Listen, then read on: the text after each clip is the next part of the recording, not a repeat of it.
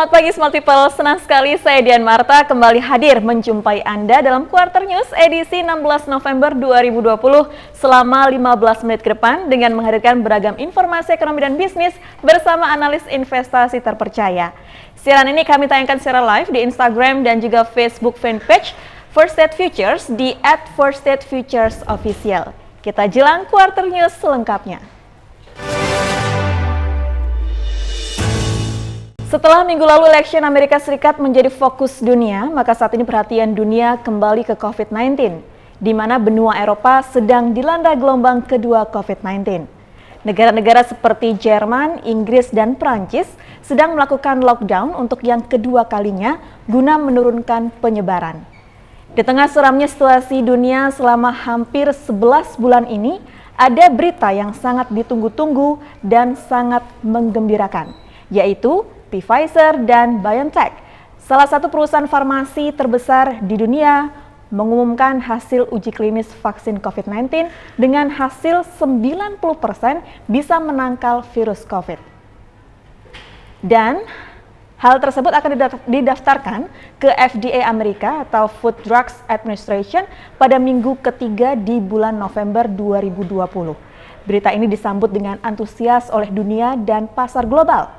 Untuk mengulas lebih detail mengenai hal tersebut, saat ini kita sudah tersambung dengan narasumber analis dari PT First State Futures, ada Ibu Dian Purnamawardhani.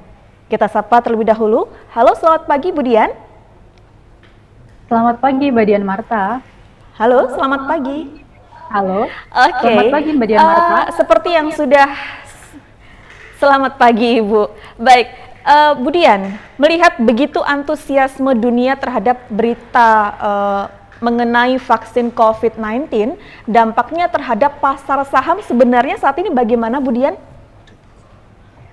Kalau menurut dari apa diumumkannya oleh Pfizer langsung ya Mbak, kemarin itu langsung direaksi positif oleh pasar global. Sehingga itu membuat indeks saham Amerika tembus ke level 29.800. Itu bisa kita katakan big hike ya Mbak ya. Begitupun untuk indeks saham Asia naik secara signifikan juga.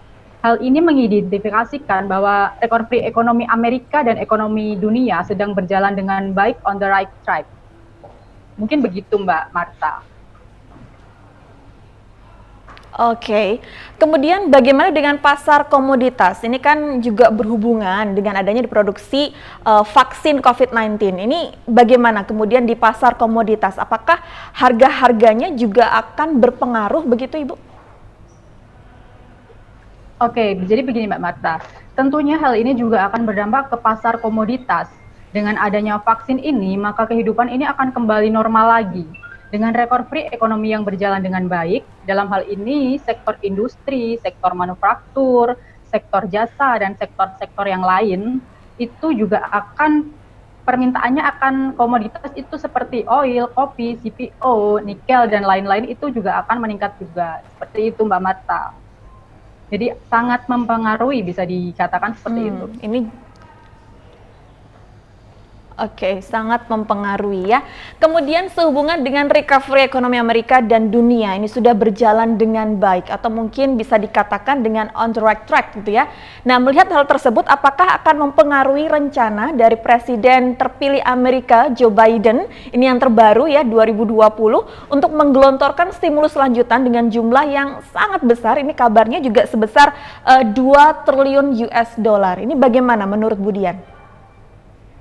Memang recovery ekonomi ini sedang berjalan ke arah yang lebih baik ya Mbak Marta ya.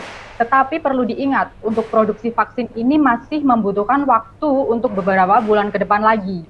Dan diperkirakan di bulan Maret ini bisa didistribusikan.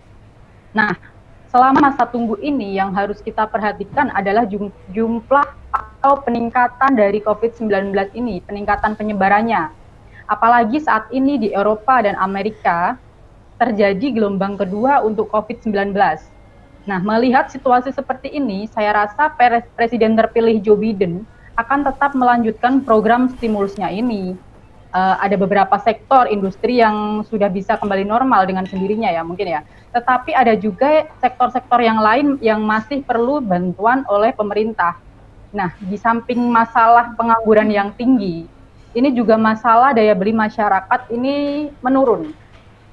Nah, hal ini yang menjadi fokus Joe Biden untuk bukan hanya soal jumlah apakah tetap seperti semula 2 triliun US dollar atau diperkecil. Nah, itu nanti bisa kita lihat saat pelantikan Presiden Amerika, yaitu di tanggal 20 Januari 2021 nanti. Begitu Mbak Dian Marta. Oke. Berarti sebenarnya atas terpilihnya Presiden Joe Biden di 2020 ini sebenarnya disambut positif begitu ya oleh pasar saham dan juga komoditas. Betul, begitu ya Bu Dian ya? Oke, baik. Kita kembali ke pasar saham dan komoditas. Bagaimana pergerakannya selama seminggu kemarin Ibu Dian? Kalau kita lihat, kalau kita perhatikan market selama sepekan terakhir ya Mbak ya, untuk indeks saham Amerika ini bisa dikatakan naik sekitar 2,3%. Untuk indeks saham Amerika naik 2,3% ya Mbak tadi ya. Untuk minyak dunia itu naiknya sebesar 9,4%. Kemudian CPO juga naik sebesar 3%. Nah, di sini ada yang menurun, itu ada emas, itu menurun sekitar 3,9%. Hal ini dikarenakan pelaku pasar mulai kembali melirik ke aset-aset yang lebih berisiko. Seperti itu Mbak Dian Marta.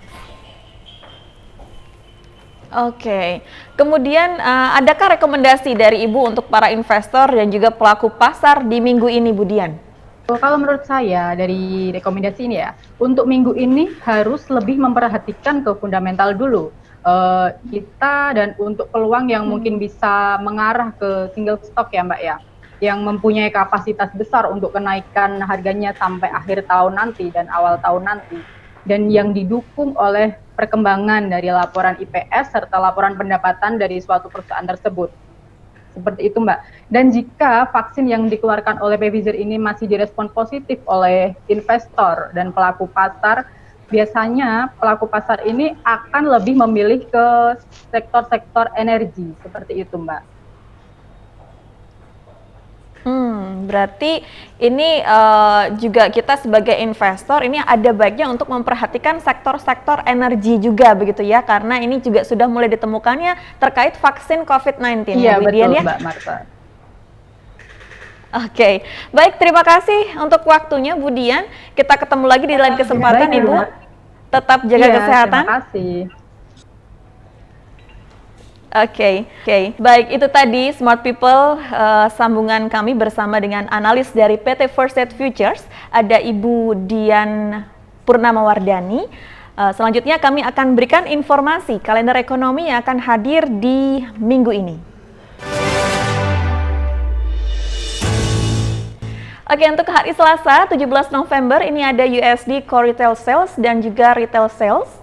Kemudian di hari Rabu 18 November ada GBP Monetary Policy Report Hearing. Kemudian di hari Kamis 19 November ada AUD Employment Change dan juga Unemployment Rate. Demikian tadi Quarter News untuk hari ini. Jangan lewatkan Quarter News yang akan hadir setiap hari Senin jam 10 pagi hanya di live Instagram dan Facebook fanpage First State Futures Official. Setelah ini kami tayangkan kembali di channel YouTube First State Futures. Jangan lupa untuk Anda subscribe, like, comment, and share. Dan akhir kata, saya Dian Marta beserta kru yang bertugas mohon pamit undur diri. Selamat pagi dan sampai jumpa.